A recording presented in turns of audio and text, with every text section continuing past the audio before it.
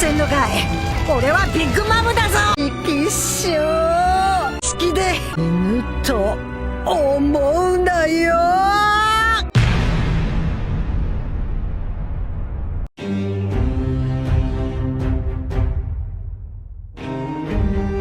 Sebagai seorang Yonko, Big Mom memiliki kekuatan yang luar biasa, serta memiliki kekuatan buah iblis Soru-Soru-Nomi.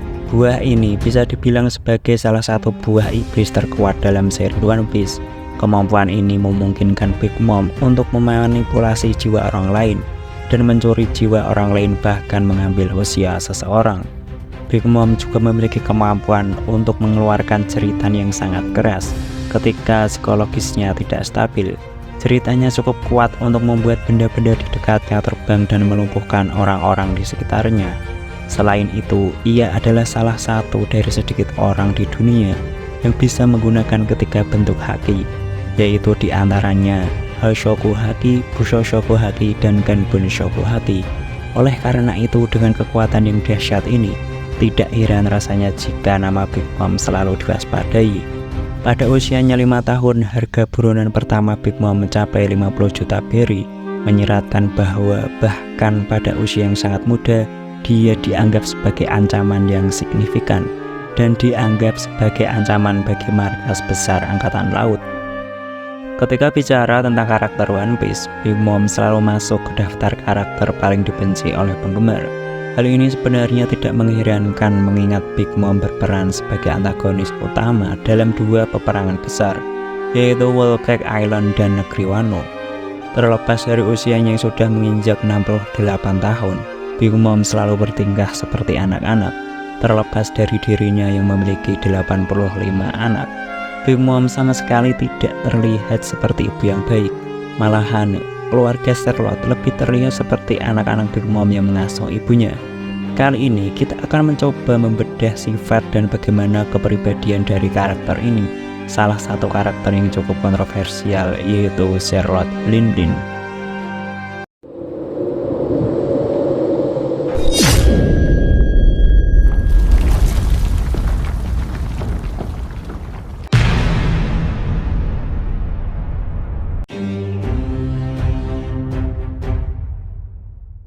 Meskipun terlahir dari orang tua manusia normal, Lin-Lin bertubuh besar dan kuat secara tidak normal bahkan saat masih anak-anak. Ketika dia berumur 5 tahun, tanpa sepengetahuannya, dia diasingkan dari tanah kelahirannya. Karena perilakunya yang tidak terkendali menyebabkan banyak kerusakan, dan orang tuanya terpaksa meninggalkannya di Pulau Elbaf. Sebenarnya, Lin-Lin bukanlah seorang monster atau seorang penghancur. Meskipun Lin-Lin sering melakukan hal-hal yang merugikan banyak orang, dalam hatinya ia hanya ingin membantu orang lain dengan caranya sendiri. Ia sama sekali tidak mempunyai niatan kejahatan. Keluarganya meninggalkan Lin-Lin dengan iming-iming Lin-Lin boleh menghabiskan semua coklat yang ia bawa. Sejujurnya mereka tidak mau melakukan hal itu, akan tetapi Lin-Lin sudah berada di luar kemampuan mereka. Bagi orang tuanya, ini merupakan pilihan yang sangat sulit. Orang tuanya terpaksa meninggalkan di Pulau Elbaf dengan harapan dia akan dirawat oleh Mother Caramel. Singkat cerita, Lin-Lin dibawa oleh Mother Caramel ke rumah domba, tempat ia mengurus anak-anak dari ras atau status apapun. Pada suatu hari, Lin-Lin melihat beruang dan serigala sedang bertarung. Ia mencoba melerainya dengan memasukkan mereka berdua dalam satu kandang, dengan harapan kedua hewan itu akan berteman satu sama lain. Keesokannya beruang itu memakan serigala. Dia secara tidak sengaja membunuhnya dengan satu pukulan. Meski Lin-Lin melakukan kesalahan, Caramel selalu memahami dan memaafkan. Di rumah domba, Lin-Lin selalu membuat kerusakan dan menyakiti temannya, mulai dari memukul nyamuk di paha temannya hingga menyebabkan patah tulang, mencoba memperbaiki sendi-sendi tulang dari ras tangan panjang, dan masih banyak lagi. Lin-Lin tidak mempunyai niatan jahat sedikit pun. Hal itu semata-mata Lin-Lin lakukan untuk membantu teman-temannya. Di Pulau Elbaf, Lin-Lin berteman baik dengan para raksasa. Para raksasa menyayangi Lin-Lin seperti anaknya sendiri, hingga pada akhirnya sehari sebelum festival titik balik matahari musim dingin, Lin-Lin dan anak-anak rumah domba diundang untuk mengikuti acara pesta. Festival kemudian dimulai dengan seluruh warga Elbaf harus berpuasa selama 12 hari. Lin sangat menderita karena dia terus mengidamkan makanan. Dan pada hari ke-7 puasa, penyakit Lin kambuh. Dia menghancurkan separuh Elbaf seorang diri hanya untuk mencari kue sempla. Tuan Yoruru yang mencoba menghentikan amukan Lin harus tewas dengan cara mengenaskan. Seluruh warga Elbaf diselimuti rasa ketakutan dan kecemasan. Tidak ada yang bisa menghentikan amukan Lin. Dia adalah seorang monster. Akibat hal seperti inilah alasan masyarakat mengusir Lin sebelumnya. Untuk meredam kemarahan para raksasa, Bunda Suci membawa Lin dan semua anak-anaknya ke rumah domba baru di pulau lain, di mana keadaannya kembali normal. Akan tetapi, sesuatu tak terduga terjadi. Tepat di siang hari di pinggiran pulau terlihat kapal besar dari pemerintah dunia. Di sana kita diperlihatkan para Cyberpol yang tengah menunggu seseorang. Tanpa diduga yang mereka tunggu adalah penjual anak yatim piatu yang dikenal di dunia bawah dengan nama penyihir gunung, yang tak lain adalah Bunda Suci itu sendiri.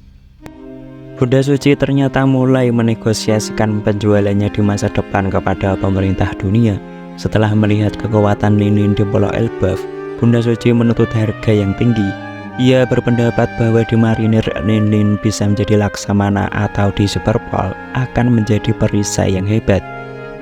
Di kemudian hari, Bunda Suci dan anak-anak merayakan ulang tahun ke-6 Lin dengan pesta teh dan sempla. Lin dikelilingi dengan senyum dan kebahagiaan semua teman-temannya. Dan selagi ia memakan kue ulang tahun yang manis itu, ia tak kuasa menahan air matanya. Sungguh hari yang indah. Lin nyaris tak bisa melihat akibat tertutup air mata kegembiraan. Ketika dia selesai makan dengan sangat ganas hingga tanpa sadar ia memakan meja dan kursinya juga. Dia menyadari bahwa Bunda Suci dan teman serumahnya telah menghilang, hanya menyisakan sisa-sisa pakaian. Strusen, seorang koki dan mantan bajak laut yang melihat kejadian ini, berencana ingin bekerja dengan Lin. Mereka memutuskan untuk menjadikan pulau tempat mereka berada menjadi negara impian. Lin juga ingin menciptakan sebuah negara di mana semua ras dapat hidup bahagia bersama. Yang sebenarnya Strusen memanfaatkan kebaikan Lin untuk kepentingannya sendiri. Di bawah arahan Strusen, Lin menjadi bocah yang amat mengerikan. Cyberpol memprediksi kelak pasti Lin akan menjadi ancaman bagi pemerintah dunia. Dengan kekuatan Homis yang ia ciptakan, ia menghancurkan banyak kerajaan dan merampas harta yang melimpah.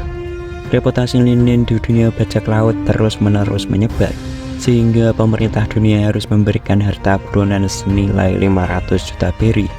Dia menjadi lebih egois dan kejam seiring berjalannya waktu, karena baik Bunda Suci maupun Strusen tidak pernah mengajarinya moral apapun. Mereka hanya memanfaatkan kekuatan dan kenaifannya yang tidak manusiawi.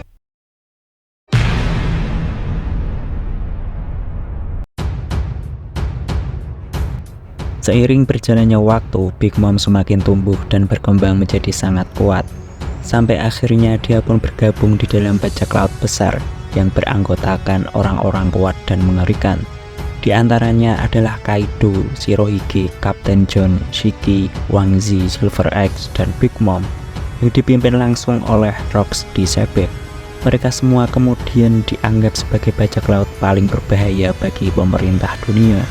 Hingga seiring waktu berjalan, tibalah insiden di Pulau Gatpali. Saat itu bajak laut Rox hendak melakukan penyerbuan dan akan membantai habis kaum bangsawan dunia yang berada di sana. Namun, apa yang ingin mereka lakukan ini seketika mendapat hadangan dari aliansi Angkatan Laut Mangge di Garp bersama bajak laut Paul D. Roger. Setelah insiden tersebut, para kru dari bajak laut Rox pun bubar dan mendirikan bajak lautnya sendiri. Untuk mewujudkan impiannya, Lin mulai menikah dengan para ras yang tersebar di seluruh dunia. Dari situlah lahir anak-anak Big Mom. Bersama anak-anaknya, ia mulai memperluas pengaruhnya hingga menjadi salah satu wanita penguasa lautan. Untuk menjadi seorang kaisar lautan bukan hanya tentang kekuatan besar, melainkan kemampuan untuk menguasai dan mengelola sebuah teritori. Bersama anak-anaknya, Big Mom menjelma menjadi bajak laut paling berbahaya. Pengaruh Big Mom bukan hanya di lautan. Big Mom memiliki banyak koneksi dengan semua kalangan. Salah satu pengaruhnya pada dunia bawah. Dunia bawah bisa dibilang sebagai sindikat kejahatan berskala luar biasa. Pada dasarnya mengumpulkan tokoh-tokoh paling berpengaruh di dunia, termasuk Yonko, Siji Bukai, bahkan bangsawan dunia. Dunia bawah didasarkan pada prinsip kerahasiaan absolut, dan semua koneksi yang terselubung sangat misteri. Karena dunia bawah sangat tertutup, hal ini sangat memungkinkan adanya kegiatan ilegal atau secara moral tercela seperti perdagangan budak, penyelundupan senjata, dan perdagangan barang ilegal.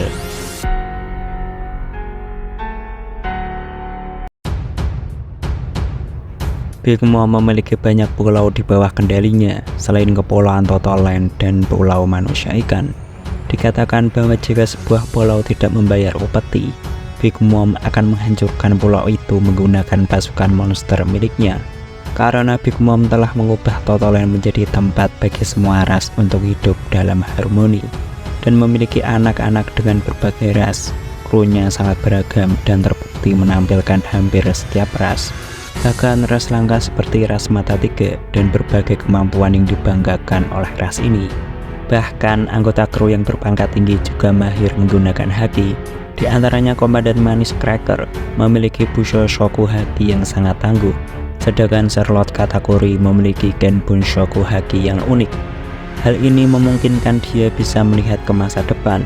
Menurut Vito saat berstatah Big Mom, ada beberapa anggota kru yang dia anggap sebagai monster, selain Komandan Katakuri dan Smokey, termasuk juga beberapa anak tertuanya Charlotte Perospero, Charlotte Kompot, Charlotte Daifuku, dan Charlotte Oven.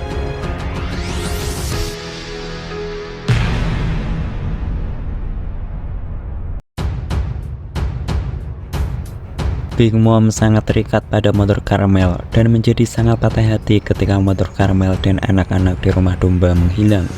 Kekagumannya pada Mother Caramel begitu kuat sehingga lebih dari 60 tahun setelah dia menghilang, Big Mom masih memasang potret dirinya di depan kursi kosong selama pesta teh. Jika potret ini rusak, Big Mom akan memasuki krisis psikologis, berlutut sambil menangis dan menangis agar Mother Caramel kembali. Ia tidak menyadari fakta bahwa dialah yang bertanggung jawab atas kematian Mother Caramel. Ia mempertanyakan di mana dia berada dan mengapa dia menghilang. Dalam keadaan ini, Big Mom menjadi sama sekali tidak menyadari sekelilingnya. Bahkan ketika dalam bahaya seperti yang terlihat ketika Beji mencoba membunuhnya. Meskipun tekanan emosional Big Mom atas hilangnya Caramel sangat penting, dia menganggap kecintaannya pada permen sama pentingnya. Saat dia memasuki keadaan kebingungan antara gangguan mental dan gangguan makannya, ketika foto Caramel dan kue pernikahannya dihancurkan oleh topi jerami. Dalam keadaan ini dia menjadi benar-benar tidak responsif terhadap segala sesuatu di sekitarnya. Pada saat itu kondisi mental Big Mom berubah dan dia mulai menangis. Dia sangat marah atas hancurnya satu-satunya foto Mother Caramel, sehingga dia bersumpah tidak akan pernah memaafkan bajak laut topi jerami. Big Mom menikahkan anak-anaknya demi memperkuat krunya sendiri dan tidak memberi mereka pilihan dalam hal tersebut. Selain itu, mereka sepenuhnya menyadari betapa keras kepalanya Big Mom. Bahkan sebagian besar dari mereka telah menyerah pada impian mereka untuk menikahi seseorang atas kemauan mereka sendiri. Namun, Lola tidak gentar dalam mencari suami dan meninggalkan dunia baru untuk mencari suami. Meskipun Lola tidak peduli dengan tingkat kekejaman ibunya. Meskipun Big Mom memiliki banyak anak, dia tidak berusaha keras untuk membesarkan atau mengajari batasan moral apapun kepada mereka. Bahkan jika ada, dia mendorong kekejaman mereka. Seperti kasus dia mengizinkan anak-anak mengambil pisau untuk memutilasi boneka mainannya. Bahkan atas protes anak-anaknya yang lain, menyuruhnya untuk tidak mendorong perilaku kekerasan dan psikotik. Big Mom hanya menepisnya dengan mengatakan bahwa itu wajar dan semu. Meskipun sebagian besar anak-anak sangat setia dengan tuntutannya, Big Mom hanya memandangnya sebagai alat untuk mencapai tujuan dan hanya peduli pada mereka selama mereka patuh dan tidak menghalangi jalannya. Jika ada anak-anaknya yang menentangnya dengan cara apapun, dia ingin agar mereka dihukum berat dan bahkan dibunuh tanpa ragu atau menyesal. Dia benar-benar membenci Lola yang tidak patuh karena melarikan diri dari pernikahan politik dengan Pangeran Elbaf Loki.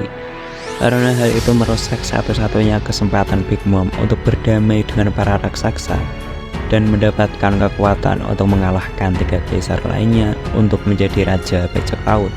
Dia bahkan menyebut Lola sebagai penjahat Totoland dan akan mengeksekusinya jika dia kembali. Kebenciannya terhadap Lola bahkan meluas ke Siphon, saudara kembar Lola. Hanya karena kemiripan mereka, Big Mom secara tidak adil menganiaya Siphon secara brutal dan meninggalkan luka yang tak kunjung sembuh. Faktanya, hanya melihat sosok Lola di Siphon saja sudah cukup membuat Big Mom mengamuk dengan amarah yang lebih besar. Hal ini menyebabkan Siphon kehilangan kasih sayang kepada ibunya dan memihak Beji dalam rencananya untuk membunuh Big Mom. Di antara sekian banyak anaknya, Big Mom sepertinya punya favorit. Pudding adalah salah satu anak tersebut. Karena kemampuan aktingnya yang luar biasa dan juga mata ketiganya yang berpotensi bisa membaca poneglyph, Pudding membalas kasih sayang ini dengan kesetiaan kepada ibunya, dengan rela melakukan tindakan di depan Sanji dan keluarganya untuk meyakinkan mereka tentang komitmen Big Mom terhadap aliansi mereka. Mereka juga memiliki keinginan yang sama untuk melakukan kekerasan dan gembira mendiskusikan rencana mereka untuk membantai keluarga Vinsmoke selama upacara. Big Mom adalah ratu dari 34 kepulauan Totoland. Oleh karena itu, ia memerintah seluruh negeri dan tampaknya sangat dihormati oleh warga sipil di seluruh pulau. Karena keinginannya untuk menciptakan bangsa yang bebas diskriminasi, berbagai ras tinggal di negaranya. Sebagian besar warga sipil tampaknya menikmati hidup di bawah wilayah kekuasaannya. Meskipun demikian, Big Mom tampaknya tidak peduli sama sekali terhadap kesejahteraan warga negaranya. Dia memaksa setiap warga Totoland untuk menyerahkan 1 bulan umur mereka setiap 6 bulan agar bisa tinggal di negaranya. Selama tahun-tahun awal mewujudkan negara impiannya, dia merobohkan desa-desa dan memaksa orang-orang untuk tinggal di negaranya, sambil mengancam akan membunuh mereka jika mereka tidak setuju dengannya. Benar sekali, Big Mom menyebabkan banyak kerusakan tambahan ketika gangguan makannya muncul. Bahkan setelah sadar kembali, dia tidak menunjukkan kepedulian terhadap rakyatnya atau kotanya. Seperti halnya krunya, Big Mom tidak akan mengizinkan siapapun meninggalkan negaranya, meskipun dia akan dengan senang hati menyambut semua orang yang datang. Dia akan membunuh semua orang yang mencoba meninggalkan negaranya. Selain itu, meskipun negaranya tidak boleh melakukan diskriminasi, Big Mom sangat munafik mengenai konsep tersebut. Dia pernah mengejek putrinya, Pudding, karena mata ketiganya dan dengan dingin menyuruh memanjangkan poninya untuk menutupi matanya. Pudding juga sering diintimidasi dan diejek oleh anak-anak lain, sementara Big Mom tidak melakukan apapun untuk membantunya. Katakuri juga mendapat perlakuan serupa, dijauhi karena mulutnya yang seperti monster sehingga dia menyembunyikan wajahnya dengan syal.